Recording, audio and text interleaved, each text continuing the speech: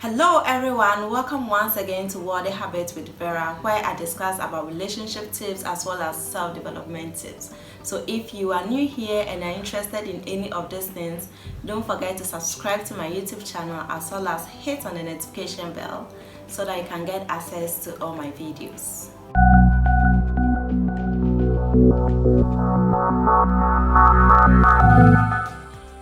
In my previous episode, I spoke about the necessary preparation that one needs to make before marriage.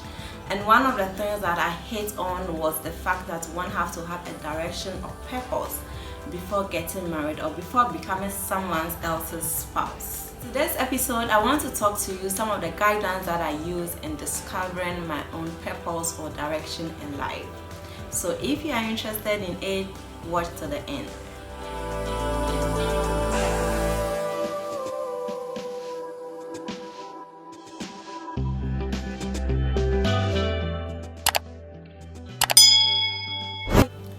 The first thing to consider when finding your purpose is to look within yourself.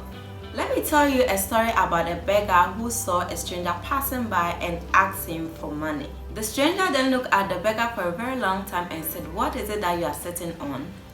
The beggar then said to the stranger, "I'm sitting on an old box." The stranger then asked, "Have you bothered to look what's in?" Then the beggar replied, "No." So the stranger insisted that the beggar should look at what is within the old box. And when the beggar finally decided to open the old box, he was surprised to see gold. The lesson I want us to take from this story is this: within us lies all the precious things, skills, talents, instincts, and everything that we need in order to pursue our purpose. So in order for you to pursue your purpose or direction in life, you have to start from something that you already know or something that you're already familiar with, and this could be your passion. Now note that your purpose is not the same as your passion. Your purpose is like a whole building and your passion is like the foundation to the building. You need to start from something that you already know or something that it comes easy with you and build it on to your purpose. So be committed to work on your passion, which is the foundation of your purpose, and get it right or get it firm before you add other things to it. The second thing is to pay attention to your life. Sometimes God puts us in certain places or certain areas in our life in order for us to learn all the lessons that are necessary or needful for us to pursue our purpose in life. I remember during the ages between 12 years to 18 years, I had always been forced by teachers to take some leadership position even when I wasn't ready for it. Sometimes it becomes so difficult for me that I even want to miss school in order to escape these leadership roles, which usually comes with public speaking. Today, I've come to realize that all the occurrences, incidents, and events that took place in my life that I thought were working against me were actually working for me and preparing me up to this day. So reflect on your life and look at the events or occurrences that has always been repeating itself.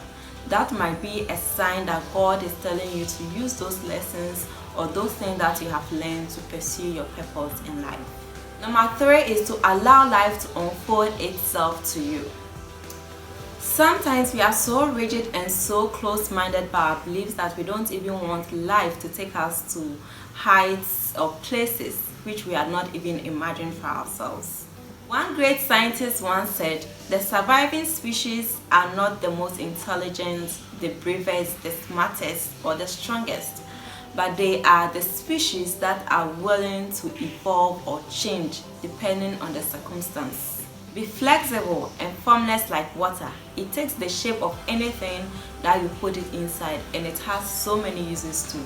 So don't be defined by the school certificate that you've gotten, the home that you are coming from, or the religious body that you are affiliated to. Be an instinctive person in order to know anytime you feel like changing a course or direction in your life. And if you don't know how to recognize your instinct or intuition, I've already done an episode on how to recognize your intuition and follow it rightly. So you could want to check it out after this video. 4. Go the extra mile. One great motivational speaker called Dr. Wandaya said, "Go the extra mile, it is not crowded over there."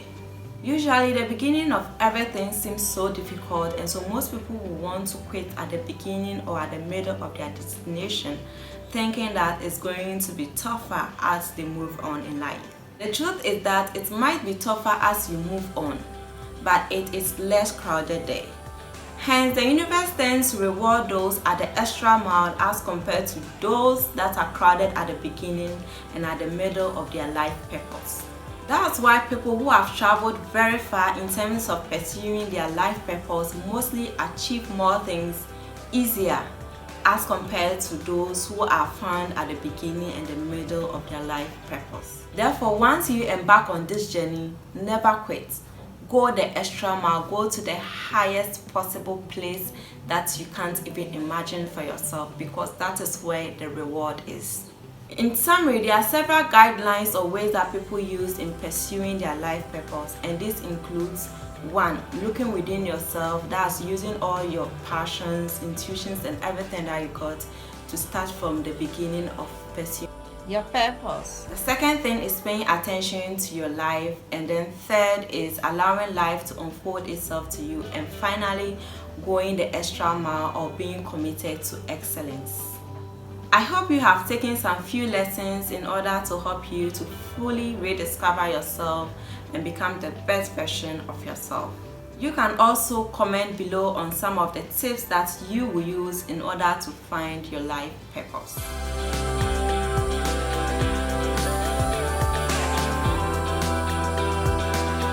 This has been another wonderful episode on What the Habit with Vera. See you as I bring to you a more interesting discussion, and stay safe during this pandemic.